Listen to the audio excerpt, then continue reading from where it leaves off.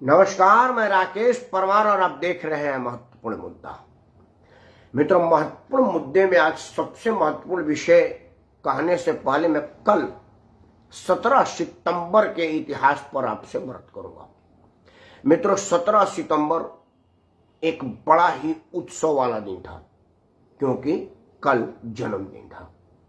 ना मैं देश दुनिया में सर्वाधिक लोकप्रिय जननायक श्रीमान नरेंद्र मोदी के जन्मदिन की बात नहीं कर रहा हूं। मैं बात कर रहा हूं 17 अगस्त को हैदराबाद रियासत का भारत में जन्म पर, मतलब भारत में विलय पर। 17 सितंबर 1948 को सरदार वल्लभ भाई पटेल के नेतृत्व में सरदार साहब के दृढ़ इच्छा शक्ति और तत्कालीन प्रधानमंत्री पंडित जवाहरलाल नेहरू के ना चाहते हुए भी, मतलब घोर अनिच्छा के बाद भी, सरदार वल्लभ भाई पटेल ने अपने फौजी रणबांकुरों के द्वारा हैदराबाद रियासत को भारत में संपूर्ण विलय किया। उसके पहले उन्होंने भारत के राजपूत राजाओं के 562 रवाजावाड़ों को भी भारत में विलय किया है। यह बात की उद्बोधन, इस बात की अनुशंसा, इस बात की प्रशंसा और इस बात की तारीफ कल प्रधानमंत्री नरेंद्र मोदी ने अपने संबोधन में किया।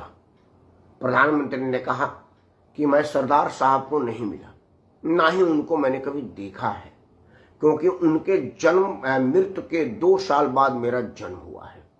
वो अलग बात है कि मैं भी उस पावन पवित्र गुजरात भूमि में ही जन्मा हूं जहां सरदार साहब ने जन्म लिया था, लेकिन कभी आमना सामना नहीं हुआ। लेकिन जरा कल्पना करिए उस महान व्यक्तित्व को, जरा कल्पना करिए उस आदमी के हैसियत को कि अपने तलवार के दम पर हासिल किए हुए राज्य को यूं ही दे दिया बिना कुछ कहे हुए सरदार पटेल को। सोचिए उस आदमी का विराट व्यक्तित्व कितना होगा। मैं भी सोच रहा हूं, लेकिन मैं कुछ दूसरा सोच रहा हूं। मैं सोच रहा हूं कि सोचिए आप उस महान शख्सियत के उस महानता को, जिन्होंने अपने बाहुबल पर हासिल की हुई, बरकरार रखी हुई राज सत्ता को भारत सरकार के निर्माण में दे दिया। भारत सरकार टुकड़ों टुकड़ों में बटा हुआ एक रियासत सरकार था, लेकिन इसको भारत का एक गुलदस्ता बनाया हमारे पूर्वजों ने, हमारे राजा रजवाड़ों ने। अपने बाहुबल पर, अपने शक्ति पर, अपने पराक्रम पर हासिल की हुई राज्य को राष्ट्र के नाम समर्पित कर दिया, चूं तक नहीं कसा। बदले में उनको क्या मिला? बदले में उन्हें मिला जलालत, बदले में मिला उन्हें अपमान, बदले में मिला उन्हें राजनीतिक दुर्कार और उनके वंशजों को एसटी के तरह बेमतलब और वाहियात गिरफ्तारी।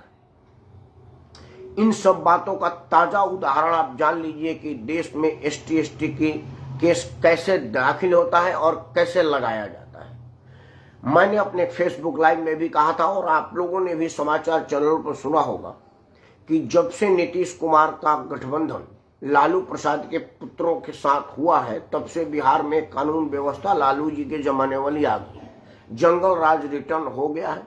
वहां का पुलिस महकमा सदमे में है और लाचार है, क्योंकि उनको काम करने की परमिशन नहीं है और मीडिया में दबाव है कि जंगल राज आ गया। ऐसी विषम परिस्थितियों में उनके आला पुलिस अफसर असमंजस में है कि क्या करें।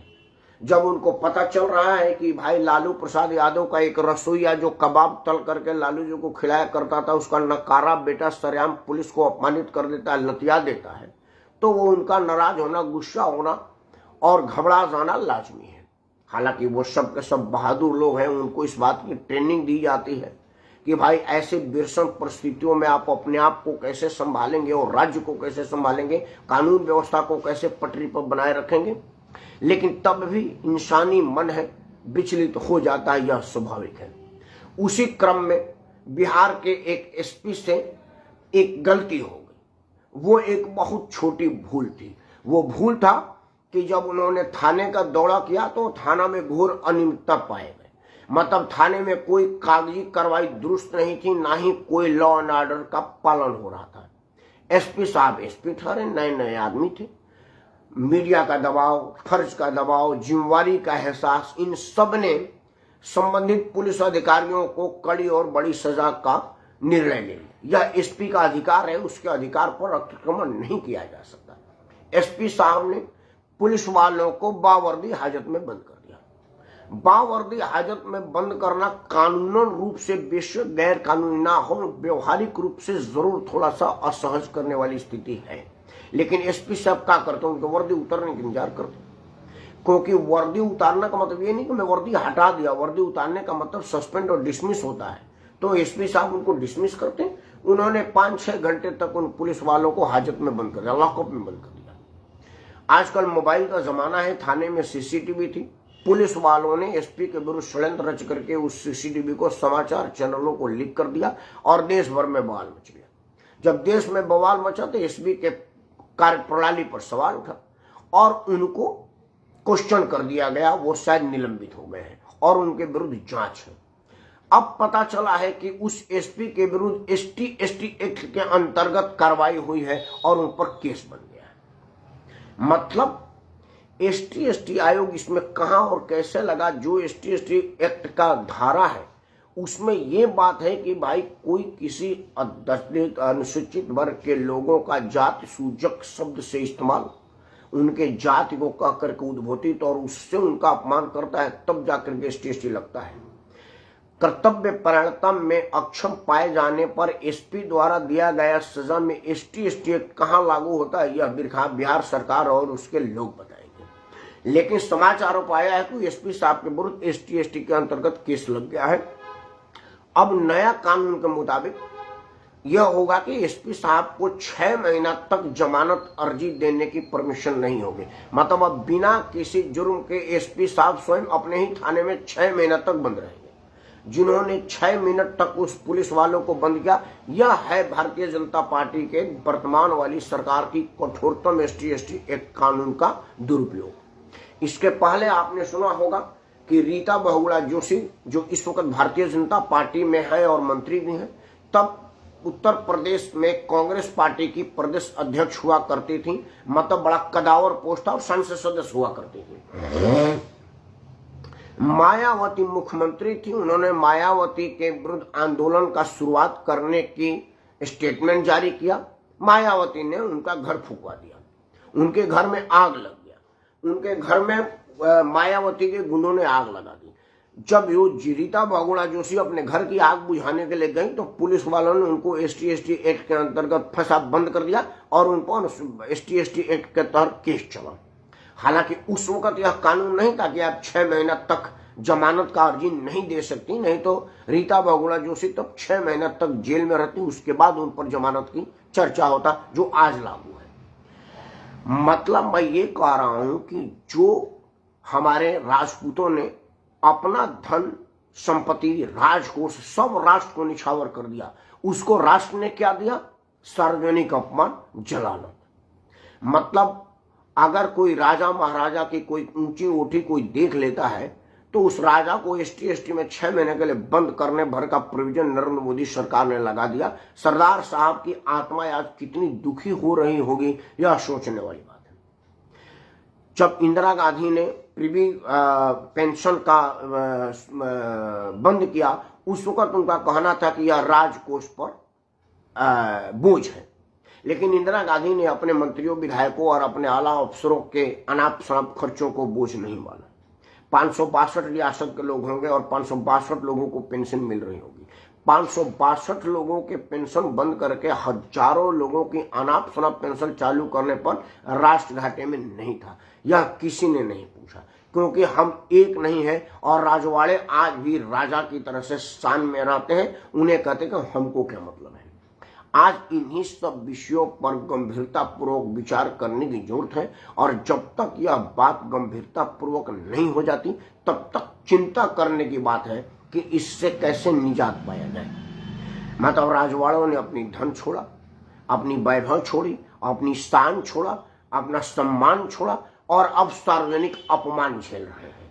विचार करना पड़ेगा कि इसको कैसे निपटा जाए। सीधा सीधा उदाहरण, मैं आप किसी राजवाड़े के विषय में टीवी में नहीं आता होगा, बट 2 उदाहरण आपके सामने हैं जो आप देखिए कि कैसे कैसे ST के अंतर्गत लोगों को फंसाया जाता है। मतलब SP साहब किसी अधिकारी को सस्पेंड करते हैं किसी काम में लापरवाही के लिए, और अगर वो कर्मचारी दलित वर्ग का पाया जाता है और SP स्वर्ण समाज का पाया जाता है तो सबसे पहले उस पर ST एक्ट लगेगा। अब बताइए अफसर कैसे काम करेंगे? मतलब महकमे में अब ये बात की चर्चा होगी कि भाई कोई अफसर एक्शन लेने से पहले पूछेगा कि तुम कौन सी जाति के हो, और तब जा करके उस पर एक्शन लिया जाएगा। अगर गलत करने वाला कल्पित किसी दलित समाज से आता है तो फिर उसको माफ किया जाएगा, छोड़ दिया जाएगा और उससे सार्वजनिक क्षमा मांगा जाएगा। यह है वोट बैंक की राजनीति। देश को कहां लेके जा रही है यह आप विचार करिएगा। मैं नहीं समझता कि सरदार वल्लभ भाई पटेल ने इन सब विषयों की परिकल्पना की होगी। अगर की होगी तो यह आज देखने को मिला होगा सरदार वल्लभ भाई पटेल के ही लोगों के द्वारा। बात करते हैं हैदराबाद का। हैदराबाद कल मतलब 17 तारीख को 1948 में भारत में सम्मिलित हुआ। क्या मिला हैदराबाद को? हैदराबाद के निजाम की सारी संपत्ति पर भारत सरकार का कब्जा है और भारत सरकार में रहे हुए लोगों का अनाप शनाप वसूली है। निजाम का परिवार कहाँ है ये कोई नहीं पूछ रहा। मुझे निजाम के परिवार से कोई सिंपैथी नहीं। उसी तरह से राजवाड़ों के लोग कहाँ हैं? मुझे राजवाड़ों के लोगों से भी कोई सिंपैथी नहीं है। लेकिन यह तो सोचने की बात है ना कि भाई जो राजवाड़ों ने अपनी संपत्ति हंसते हंसते दे दी, तनिक चू तक नहीं कसा, कम से कम उनको सम्मानित तो किया जाए।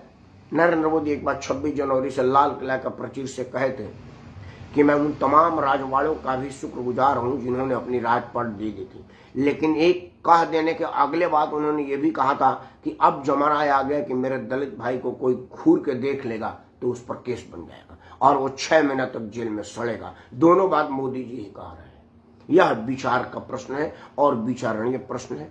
आपके सामने यह रख रहा हूं कि आखिर सरदार वल्लभ भाई पटेल के बहकावे में फुसलावे में, क्योंकि अब तो मैं बहकावा फुसलावा ही कहूंगा, क्योंकि बहकावे फुसलावे में जिन राजवाड़ों ने अपनी राज दी थी उनका परिवार आज भूखमरी के अलावा जलालत भी झेल रहा है जो कहीं से भी स्वीकार योग्य नहीं है। बदले में जिन्होंने अपना राजपाट दिया वो भूखमरी में कर रहे हैं और जो कल भिखारी थे आज राजमहलों में रह रहे हैं। यह दो धारी बात और यह वैमनस्य की बात कहां तक लोकतंत्र में जायज है या आप विचार करिएगा।